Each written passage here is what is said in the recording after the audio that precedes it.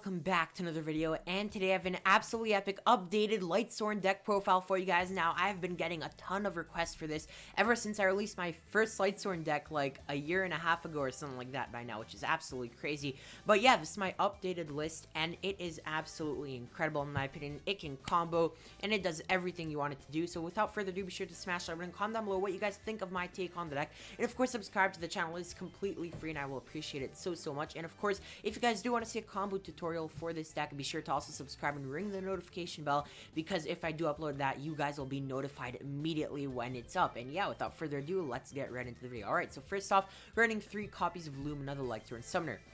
Now, Lumina in this deck is worse than Raiden, but it does get you to a lot of cards like Raiden.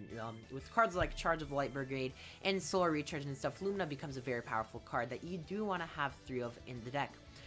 Next up, we have 3 copies of Raiden Hand Lightsworn. This is by far the best normal summon in the deck. Now, the thing that's so special about this card is that not only is it a tuner, so you can make Halki Fibrax with it, and it's a level 4, which is incredible because you can make your Chaos Ruler. But actually, Raiden has an effect, right, that you once per turn you can just send the top 2 cards of your deck to the graveyard, which is incredibly powerful because you are running cards like Wolf, Felice, Nightmare, and a ton of other like Thunder Dragons that just apply when they get sent. So it's very powerful in that sense. We have 3 copies of Wolf, the Lightsworn Beast. Wolf is a very good card. When it's sent from the deck to the graveyard, you just special summon it. Obviously, it is a bit bricky running 3 Wolves, but that's a give and take. I don't find myself bricking with this deck so much, because you're running cards like 3 Charge of the Light Brigade and stuff like that, and Chaos Space. It really minimizes how much we brick. Next up, 2 copies of Felice, the Lightsworn Archer. Felice is literally the 1-for-1 copy of Wolf, but instead of Wolf, it is a tuner, which is pretty cool. So they're both good, but yeah, you do want to have access to 5 of these cards, in my opinion. So we are running 2 Felice and 3 Wolf. 3 copies of Charge of the Light Brigade. Now, Charge is an incredible card. Basically, for cost, it sends the top 3 cards of your deck to the graveyard. So remember, if your opponent ashes this, you do still send 3 cards, which is incredible because you want to be sending cards in this deck. And then it adds a level 4 lower Lightsworn monster from your deck to your hand. So all in all, Charge is a 1-card 5 mill, because if you search Raiden, you mill 3 and then you mill another 2, which is incredible. This card digs into your deck 5 cards deep, and it is a very good card in that sense. You want to see this as much as possible. This card is incredible. 3 copies of Solar Recharge. Now, Recharge is a very good card. Basically, you discard a Lightsworn monster, and then you Pot of Greed, draw 2 cards, and then send the top 2 cards of your deck to the graveyard. Now, this card is incredible because milling 2 cards, once again, is very good, and then drawing 2 cards is just as good as milling, if not a bit worse, but still, which is crazy because milling is that good in this deck. 3 and 3, I think, is the best. These cards are absolutely incredible, and do not sleep on them. Next up, our Orcus package over here. This synergizes incredibly with it, because we actually made combo can make Curious to use the effect to send our Nightmare directly from the deck to the grave. But additionally, this is really cool because if you just happen to mill a Nightmare with all of the mills that you're going to be doing with this deck, then you're in a very good position advantage-wise, which is very nice. And next up, we are running 1 copy of Brass Bombard in case we draw it. Also, this is a tuner that we can summon off of Halki Fibrax, but usually you won't be going for that play. 1 copy of Symbol Skeleton, and finally 1 copy of World Legacy World Wand. And that's basically it for the Nightmare package, Orcus package. And then just for the Orcus Palm Trap, obviously the standard 1 Babble and Crescendo. You go for whatever you need at the scenario. If it's another interruption, then yeah, and if you want to play with a loaded graveyard, then you play with Babble. Next up, we are running 3 copies of Chaos Space. Now, Chaos Space is an incredible card, especially in this deck. Basically, it sends 1 light or dark monster from your hand to the graveyard, and then adds a light or dark monster that can't be normal summoned or set from your deck to your hand. This searches you these cards right over here: White and Black Dragon, Collapse Serpent, and Wyver Buster. These cards are incredible, and you basically get to play 3 copies of them in this deck, because Chaos Space also can shuffle back a banished monster to the bottom of the deck, and then draw a card that can't be normal sunset. So it's a really powerful card in that sense, because it's such a massive plus. On top of that, opening like Space Nightmare is incredible, because you just pitch the Nightmare, search something, and then you're good to go. And then like Lumina Space, you pitch a Lightsworn, go Lumina effect. It's incredible. This card is amazing, and I do think it's the best way to be playing Lightsworn. One copy of Chaos Dragon Levianeer. Levianeer is broken. If you see this card, it's amazing. If you mill it, not a big deal. It's just a very good card, considering that almost every single card, scratch that, every single card is a light and dark in this deck, other than the extra deck, which is very, very cool.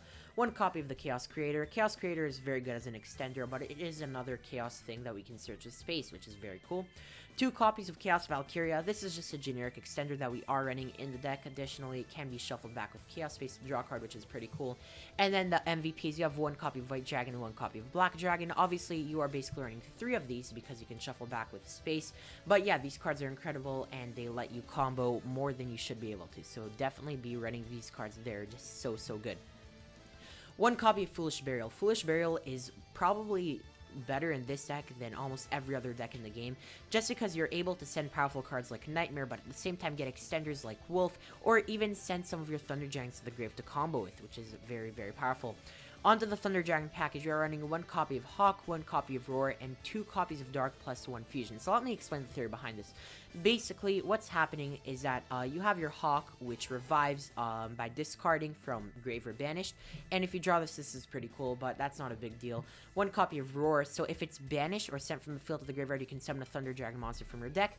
And then Dark, if it's sent from the field to the graveyard, you can add a Thunder Dragon card from your deck to your hand. So you'll be searching Fusion. Now, the whole point of this is that you're actually going to be milling these cards with all the cards, such as Chaos Ruler, all that stuff. With Chaos Ruler, you can add back like a Hawk or something, but that's not a major deal. The whole point is, when you're milling these cards, you'll be able to banish them for effects of like Chaos Ruler to revive, or like guaranteed Chaos Ruler to revive, or some of the Chaos stuff that we are running, because we are running a lot of Chaos stuff that banishes, and then just gain more advantage off of their effects. Additionally, they all have hand effects, which is just much, like, it's incredible, because it gives you a ton of card advantage for really nothing, and on top of that, ends on a Titan for free on your board, which is just very good as a 3200 body that just can't be outed.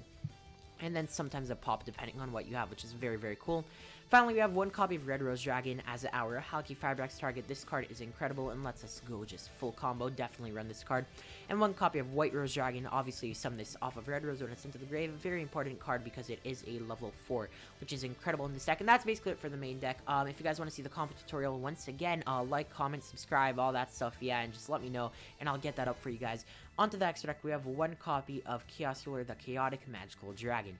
Chaos Ruler is incredible in this deck. Basically, it excavates the top 5 cards of the deck, and then adds one light or dark monster to the hand, and then sends the remaining cards to the graveyard. So basically, this card mills 4 cards and adds a monster of your choice from the grave to your hand, which is incredible.